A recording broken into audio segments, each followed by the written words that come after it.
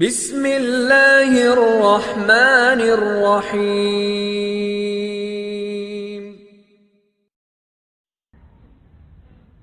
میرے پیارے بھائیوں اور بزرگوں،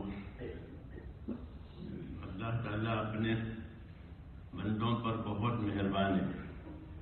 واللہ رؤوف بالعباد، کہ اللہ بندوں پر بہت مہربان ہے۔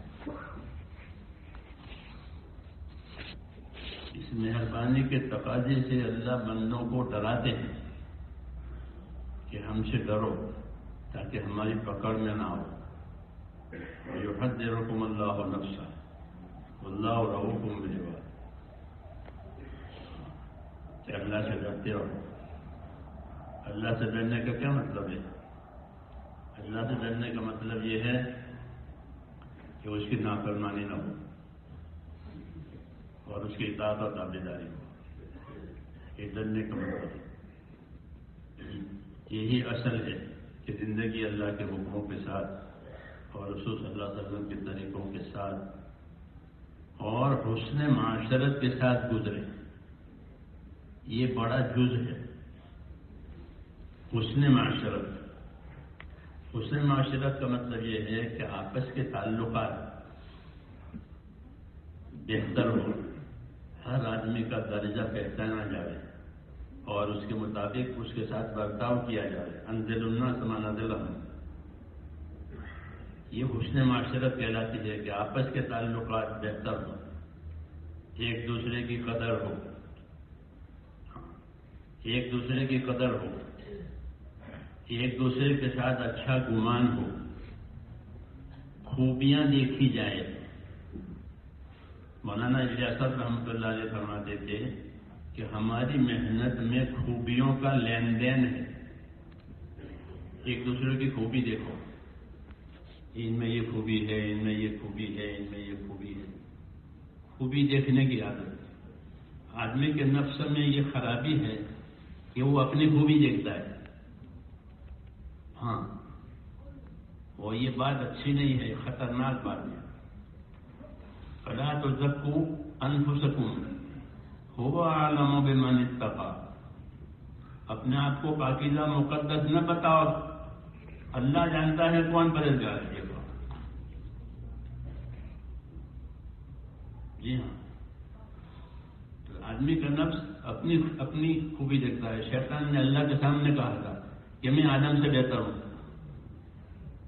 یہ بڑا دعویٰ ہے کہ میں آدم سے بہتر ہوں۔ آدم سے بہتر کیسے ہو گیا؟ آدم کو تو اللہ نے چنا تھا، پسند کیا تھا۔ ان اللہ اصطفیٰ آدم، تو آدم پر تو اللہ کی نظر پسندگی کی پڑی ہے، تو اس سے بہتر اور کون ہوگا؟ لیکن وہ کرنے میں بہتر ہوں، تو اللہ نے اس کو رد کر دیا اور نکال دیا۔ تو یہ بات نہ ہو۔ ہاں، دوسروں کی خوبیاں دیکھیں، دوسروں کے ساتھ اچھا گمان رکھیں، اللہ سے اچھا گمان رکھیں۔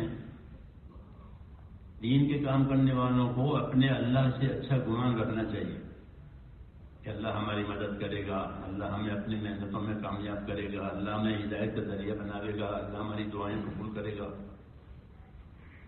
یہ گمان ہونا چاہیے۔ رسول صلی اللہ علیہ وسلم صحابہ سے فرماتے تھے کہ اللہ کے ساتھ اچھا گمان رکھو، یہ تعلیم دیتے تھے۔ اور جابر ابن عبداللہ فرماتے تھے کہ مجھ سے رسول صلی اللہ علیہ وسلم نے اپنی وفات سے 3 دن پہلے یہ فرمایا کہ دیکھو جابر، تمہاری موت اس حال میں آنی چاہیے کہ تمہارا گمان اپنے پروردگار کے ساتھ اچھا ہو۔ اچھا گمان اللہ کے ساتھ رکھے کہ اللہ کرم کرنے والا ہے، اللہ مدد کرنے والا ہے۔ اپنے بارے میں ہر آدمی اپنے آپ کو قصوروار سمجھے اور اپنے آپ کو قصوروار سمجھ کر اللہ سے استغفار کی کثرت کرے، اپنے قصوروں کی معافی مانگے، اپنی کوتاہیاں دیکھے، تو انشاءاللہ وہ نہیں گرے گا۔ اپنی کوتاہیاں دیکھے۔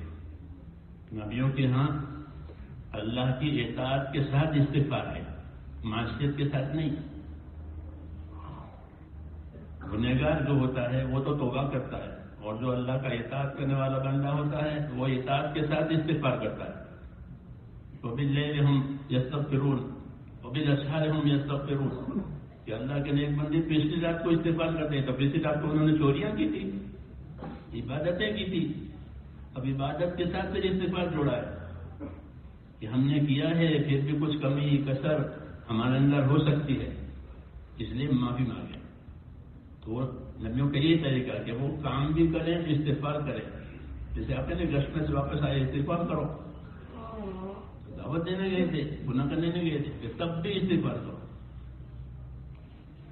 یہ ادب ہے اللہ کے ساتھ کہ اللہ کا کام بھی کرے، اللہ سے معافی مانگے اور اللہ سے اچھا گمان رکھیں اور خوبیاں دیکھیں ایک دوسرے کی. خوبی دیکھنے کے عادی بنے کہ ان میں یہ خوبی ہے، ان میں یہ خوبی ہے، ان میں یہ خوبی ہے، تو فائدہ بہت ہوگا. اپنی خوبی نہ دیکھے، اپنے قصور دیکھے. ایک بزرگ نے کہا کہ میں نے ہر ایک میں کوئی اچھی خصلت دیکھی، ہر مخلوق میں. کسی بزرگ کے خنزیر میں کیا خصلت دیکھی؟ سور. اس میں کیا خصلت دیکھی؟ تو جواب دیا کہ بکورہ لغذائہ، یہ صبح اپنی غذا کے لیے جلدی اٹھ جاتا ہے. جلدی اٹھنے کا عادی ہے صبح. جی ہاں، یہ مثال ہے کہ اس کے اندر یہ خصلت ہے، جلدی اٹھے گا. اور کتا پڑا رہے گا دن بھر بھوکا، رات بھر بھوکتا رہتا ہے کتا، اور صبح آپ دیکھو نماز کے لیے جانا وہ پڑا ہوگا کہیں کونے پر.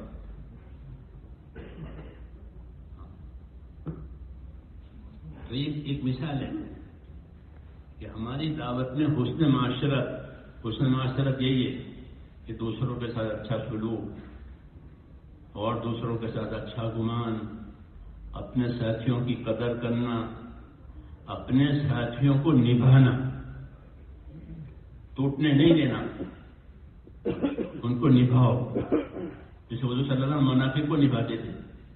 وہ منافق ہے لیکن ہم ان کو نبھاتے تھے. ان کی فرمائشیں ہوتی تھی وہ بھی قبول کرتے تھے. آپ کو بتا دیا گیا تھا کہ یہ منافق ہے لیکن آپ ان کو چھپاتے تھے، ان کے لیے استغفار کرنے کو تیار ہو جاتے تھے. یہ حسن معاشرت کہلاتی ہے کہ اپنے ساتھیوں کو نبھائیں. ان سے غلطی ہو گئی تو ان کی غلطی کو نبھائیں. یہ نہیں کہ غلطی کی وجہ سے ان کو گرا نہیں، یہ نہیں کہ نبھاؤ. اللہ جو ہے اپنے بندوں کی غلطیوں کو معاف بھی کرتے ہیں، چھپا بھی دیتے ہیں، ظاہر نہیں کرتے. تو اللہ سے کون جاننے والا ہے؟ اور ہم میں سے کون ایسا ہے جس کی خطا نہیں ہے؟ اللہ سب کو نبھا رہے ہیں اپنے حلم سے. جی ہاں، تو ایسے ہی اپنے ساتھیوں کو نبھاؤ. اس میں کام کو قوت ملتی ہے. حضرت جی فرماتے تھے حضرت عثمان کے زمانے میں اکرام میں کمی آئی تو فتنہ کھڑا ہوا، یہاں تک کہ امیر قتل ہو گئے. جی ہاں، اس لیے حسن معاشرت کہ اپنا اچھا سلوک کرنا. اپنی غلطی ہو گئی تو اقرار کر کے معافی مانگنا، دوسرے کی غلطی ہے تو معافی دینا. اور یہ سب اللہ کے لیے، کیونکہ اللہ کو معافی پسند ہے. معافی دینا بھی پسند ہے، معافی مانگنا بھی پسند ہے. تو نبھانا ایک دوسرے کو تاکہ کام کو نقصان نہ پہنچے. کام کی حفاظت کے لیے یہ کرنا ہے. حسن معاشرت پر دین کو ترقی ہے. جب معاشرہ بگڑ جائے گا یعنی آپس کا رہن سہن اور تعلقات خراب ہو جائیں گے پھر دین کے لیے جگہ نہیں ہوگی.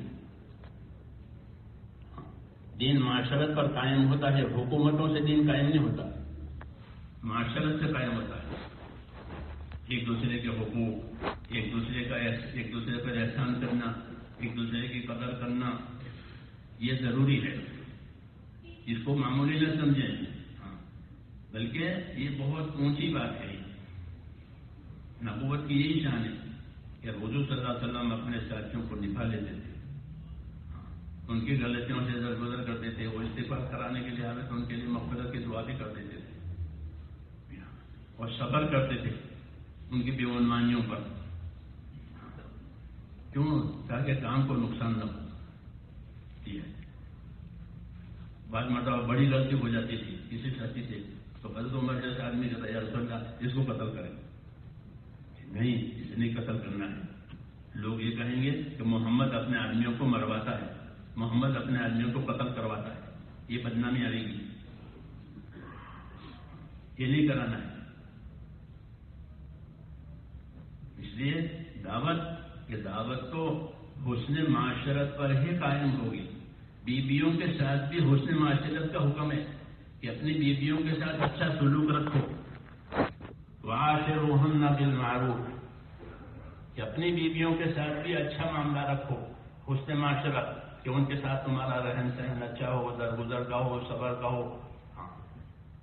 اسی طرح اجتماعی زندگی میں حسن معاشرت کو بہت بڑا دخل دیا ہے،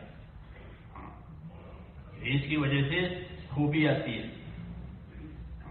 کہ درگزر کرنا، نبھا لینا، اپنی غلطی کو قبول کرنا، کام کی وجہ سے، یہ کام کی وجہ سے اور کسی وجہ سے نہیں۔ اور چونکہ اجتماعی کام ہے، اللہ نے رسول صلی اللہ علیہ وسلم کو نرم بنایا تھا، آپ کے مزاج میں نرمی تھی، اور یہ نرمی اللہ کی رحمت کا اثر تھا، یہ بتایا۔ فَبِمَا رَحْمَةٍ مِّنَ اللَّهِ لِنْتَ لَهُمْ، شاہ صاحب نے ترجمہ کیا، کچھ اللہ کی رحمت کا اثر ہے کہ تو ان کے لیے نرم بن گیا۔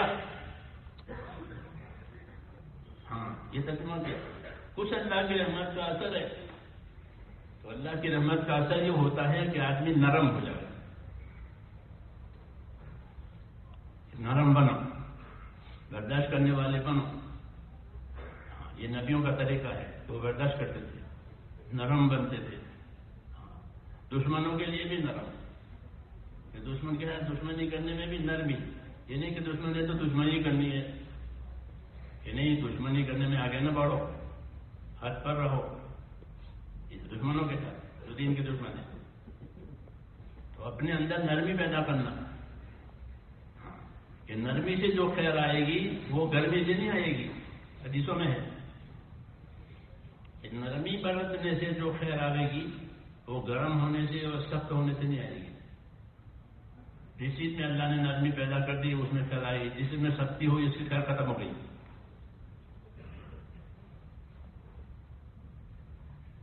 اس لیے خوبیاں دیکھنی ہے اور نرم بننا ہے اس کام کے لیے اپنے ساتھیوں کے ساتھ۔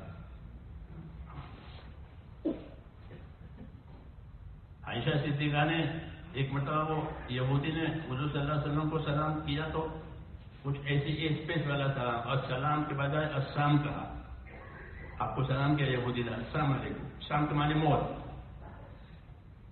تو سلام کا ترجمہ آپ پر موت آ گئے، حضور صلی اللہ علیہ وسلم پر ہلاکت آ گئے، تو عائشہ سمجھ گئی کہ زبان دبا کر سلام کے بجائے السلام بول رہا ہے، تو عائشہ صدیقہ کو غصہ ہے، تو عائشہ صدیقہ نے کہا کہ تمہارے اوپر موت آ گئے، تمہارے اوپر ہلاکت آ گئے، تمہارے اوپر لعنت آ گئے۔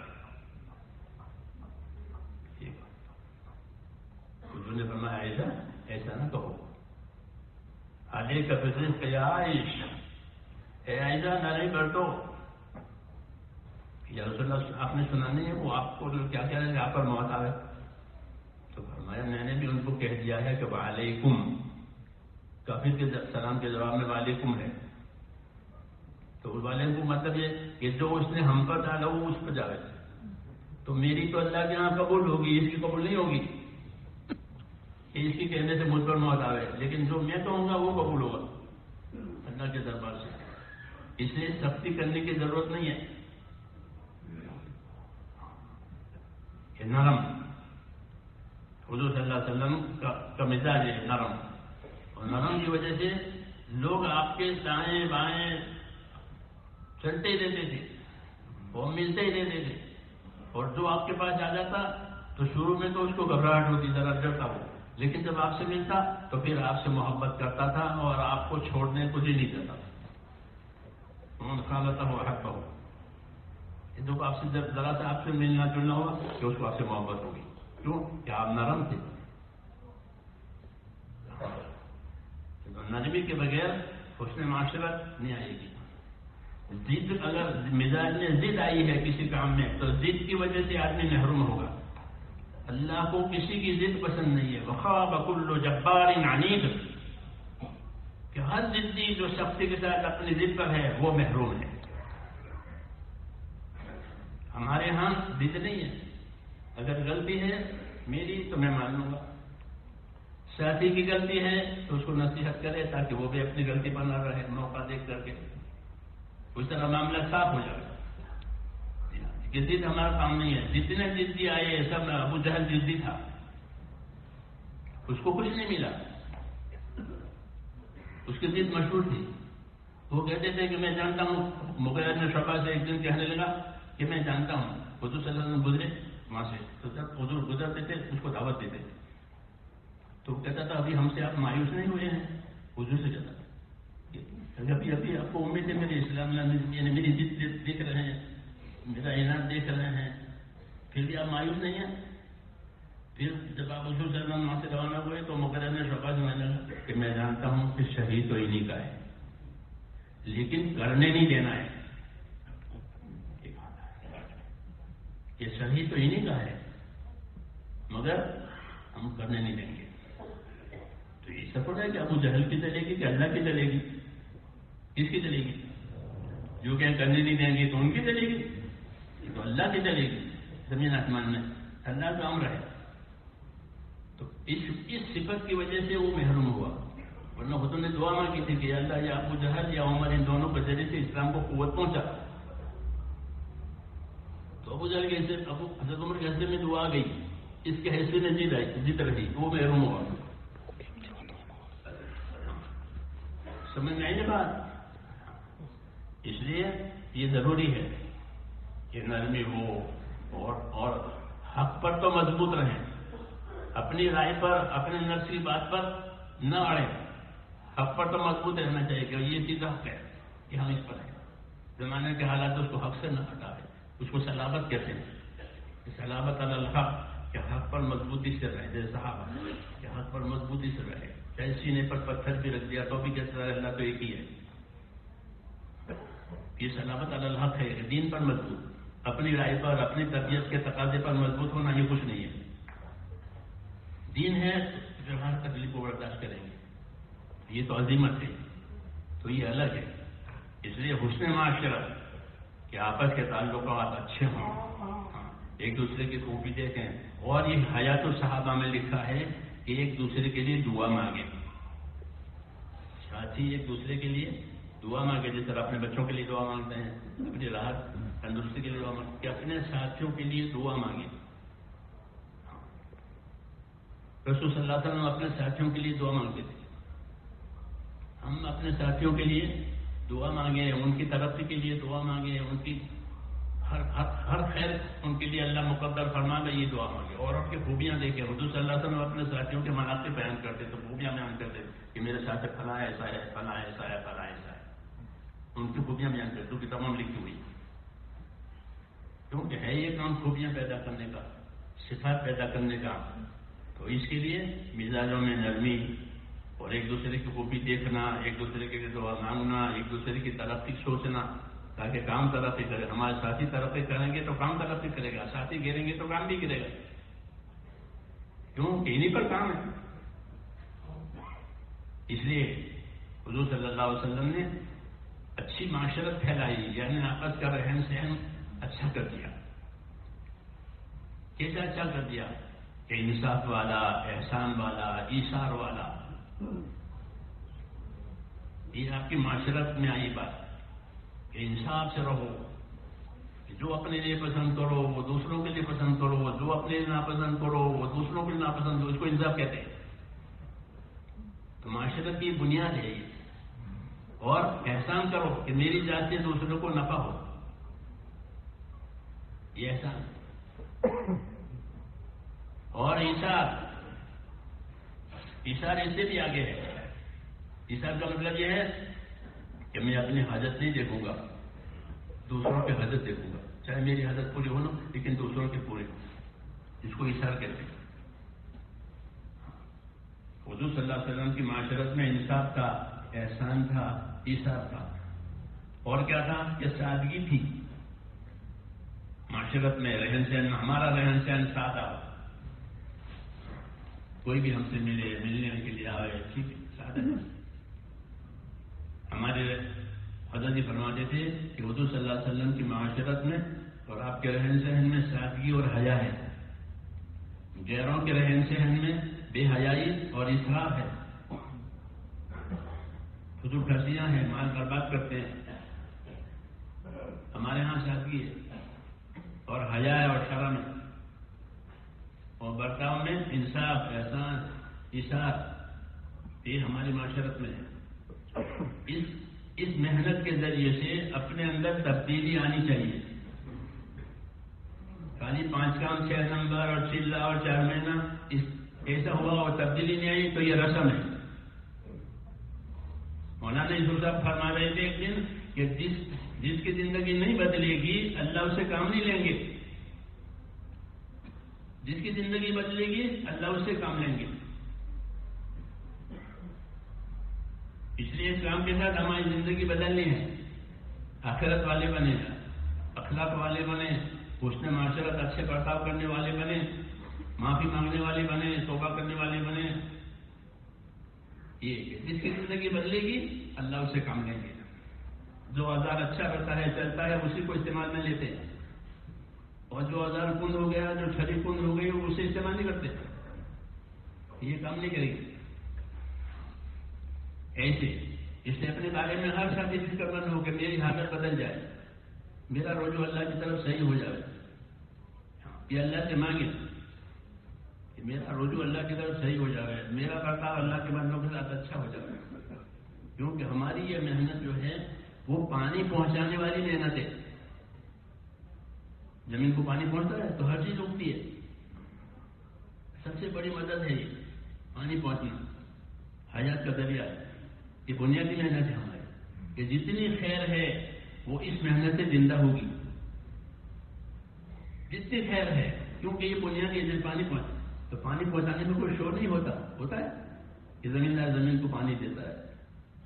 جب بارش ہوتی ہے تو وہ شور نہیں ہوتا اس کا، لیکن ساری زمین کی خیر اس سے وجود میں آتی ہے. تو یہ بنیادی محنت ہے ایمان اعمال کی کہ اس سے ساری خیر وجود میں آئے گی. سب کو پانی ملے گا، مسجدوں کو، مدرسوں کو، خانقاہوں کو، جمعیتوں کو، انجمنوں کو، سب کو پانی ملے گا.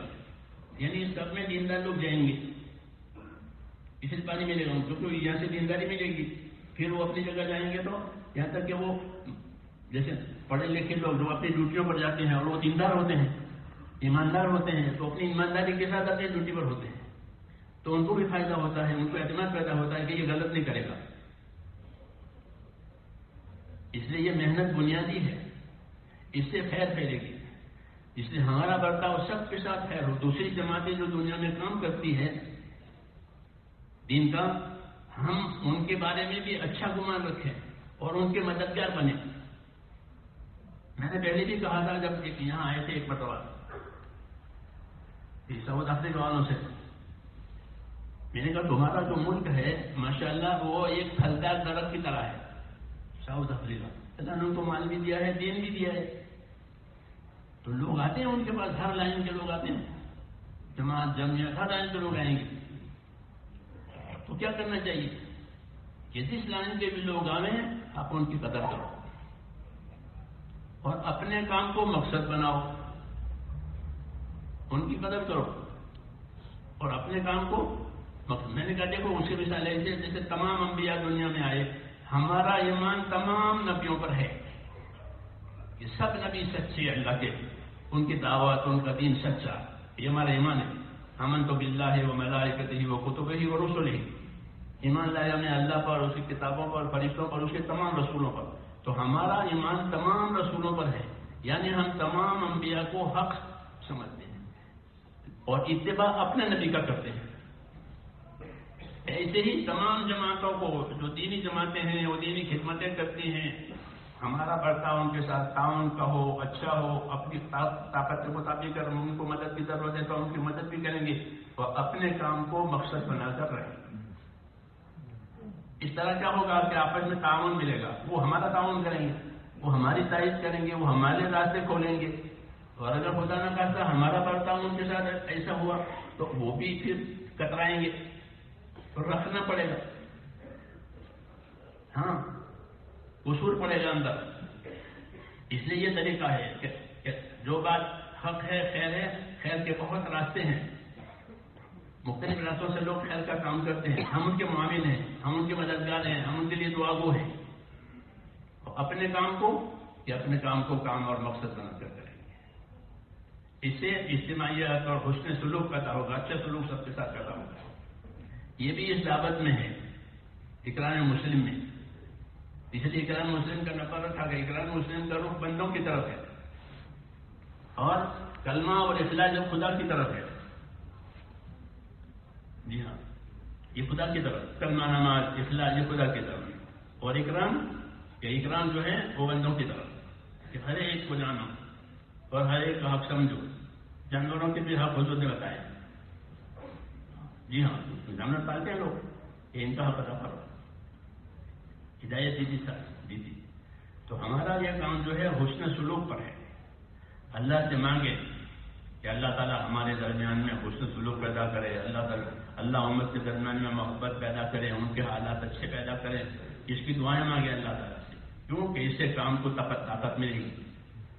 مسلمانوں کا ماحول صحیح ہوگا تو دوسرے اس ماحول میں آئیں گے، ہاں، اپنے غلط ماحول میں سے، اور ہمارا ماحول میں آگ لگ رہی ہوگی تو پھر کون آئے گا؟ جس گھر میں آگ لگ رہی ہو اس میں کوئی رہنے کے لیے آئے گا؟ یہاں تو آگ لگ رہی ہے،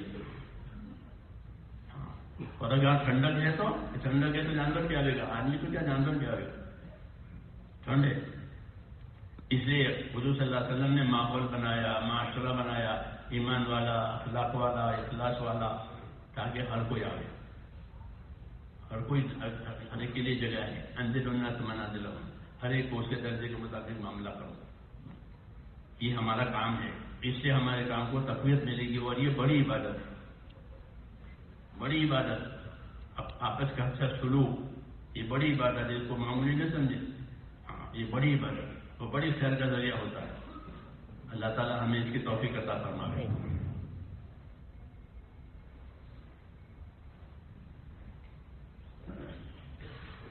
ہاں کو دعا اللہ تعالیٰ سے۔